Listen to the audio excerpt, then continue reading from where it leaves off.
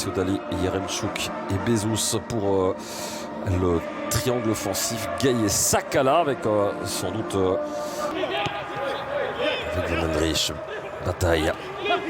Gay, il se retourne. Le centre de Gay, c'est pas mal vers le deuxième poteau. Attention à cette récupération de Sager, ça ressort. La tentative à distance. Oui, le poteau. Et bien décidément, il y avait une position de hors-jeu, je pense, qui est finalement sifflée. C'est Daz qui vient rentrer dans ce ballon. On voit ici le premier essai du Sager. La récupération de Daz. Et la balle qui file toucher. J'ai parfois l'impression d'un peu de fébrilité du côté gantois, surtout lorsqu'on passe les lignes comme ici par exemple. Le centre vers la tête de Sakala et ça passe à côté. Nouvelle occasion franche là pour les Ostendais. Fuit le cadre. C'est encore bien combiné. Mais il y a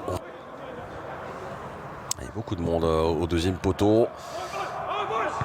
Avec la tête d'Arslan Agic et celle de Bezous qui a bien failli tromper Hubert. Très joli réflexe. Portier Ostendais.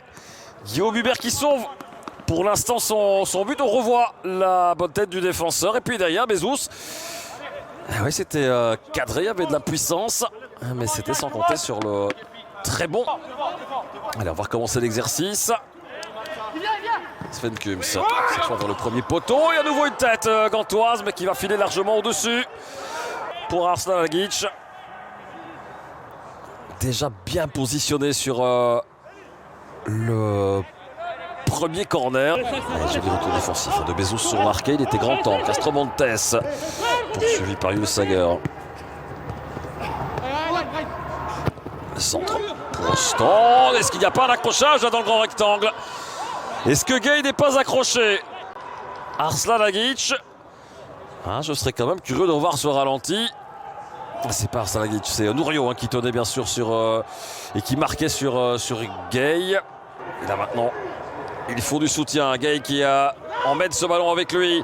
Gay, il va se présenter seul. Le gauche de Gay. Oh, l'équerre. Peut-être Sakala sur le deuxième ballon. Nourio qui va défendre sur Sakala et qui écarte le danger.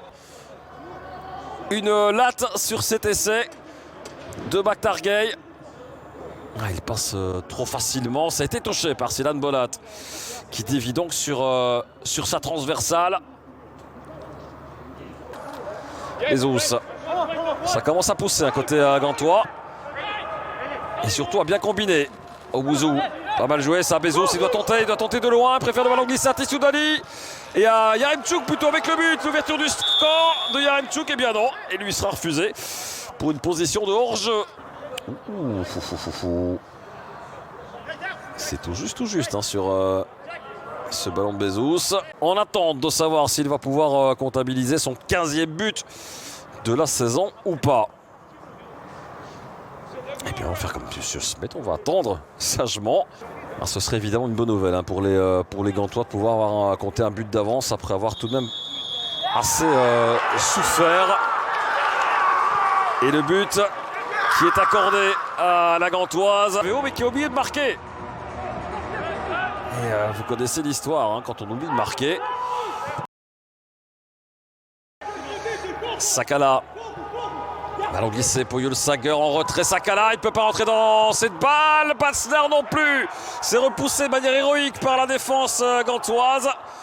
Et qui va permettre à Gand de souffler un peu. C'est Marquet qui cède sa place visiblement. Effectivement. À Thiam.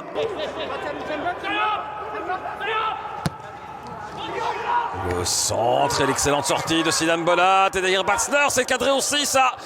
Et Bolat qui laisse échapper ce ballon. L'envoi complètement dévissé de Gay. Il a pris un coup Gand à la tête. On voit ici le centre.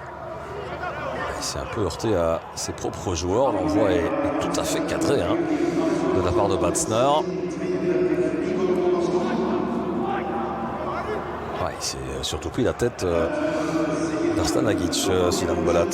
Joue la possession intelligemment. Sven Kums qui garde cette balle. Et voici le coup de sifflet de M. Smet. Et les 3 points, c'est officiel dans la besace de Hein Van Azebroek. 3 points hyper importants. C'était le match